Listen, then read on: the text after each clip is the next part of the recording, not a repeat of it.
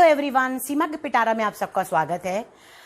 बचपन से ही दिमाग में एक क्वेश्चन हमेशा रहता था जिसका बहुत कोशिश करते थे कि अपने मम्मी पापा से पता करें, या अब मेरे बच्चे जब हुए मेरे बच्चों के मन में भी यही सवाल था और इसको मैं हमेशा उनको समझा करके बताया करती थी कि क्या रीज़न है, रीज़न क्या है, क्वेश्चन क्या है कि क्यों भगवान को प्याज और लहसुन का भोग नहीं लगता।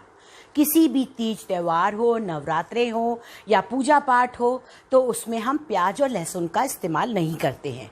और कभी भी आपने देखा होगा ब्राह्मण कभी भी प्याज और लहसुन को उपयोग में नहीं लाते हैं।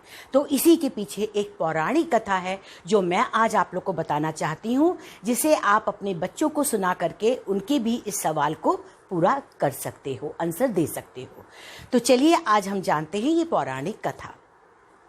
जब समुद्र का मंथन हो रहा था तो समुद्र मंथन में बहुत सारी चीजें निकली थी, जिसमें कि अमृत का एक घड़ा भी निकला था। तो भगवान विष्णु चाहते थे कि वो अमृत देवताओं को पिलाया जाए जिससे कि वो अमर हो। तो जब देवता और राक्षस आपस में लड़ाई कर रहे थे उस समय चुपके से कोशिश की जा रही थी कि देवताओं को अमृत का पान करवा दिया जाए।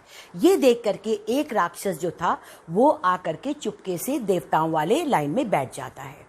तो जब भगवान विष्णु मोहिनी का रूप धारण करके जब सबको अमृत का पान करा रहे थे तो जैसे ही वो एक अमृत देने लगे तो तभी उनकी नज़र राक्षस पर पड़ी और उनको समझ में आ गया कि ये राक्षस है जो कि अमृत का पान धोखे से कर रहा है। तो भगवान को बहुत गुस्सा आया, उन्होंने अपने चक्र का इस्तेमाल किया।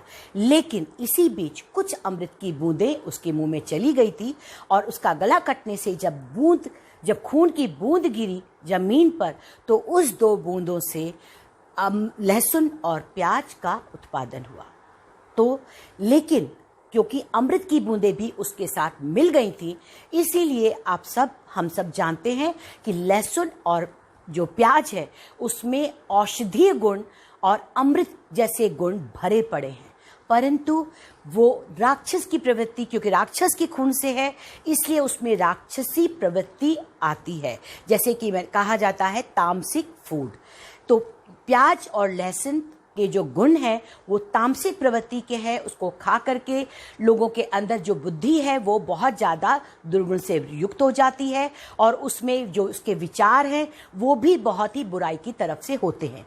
इसीलिए किसी भी पूजा पाठ में भगवान के भोग में कभी भी प्याज और लहसुन का इस्तेमाल नहीं होता है।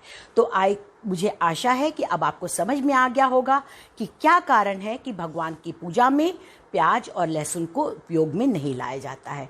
इसी के साथ सीमा अग्रवाल आप सबसे विदा चाहती है।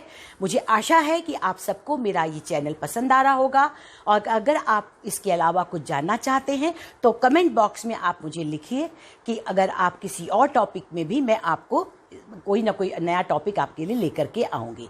इसी के साथ मैं आपसे प्रार्थना करती हूँ कि मेरे चैनल को लाइक करिए, सब्सक्राइब करिए और शेयर करिए। धन्यवाद।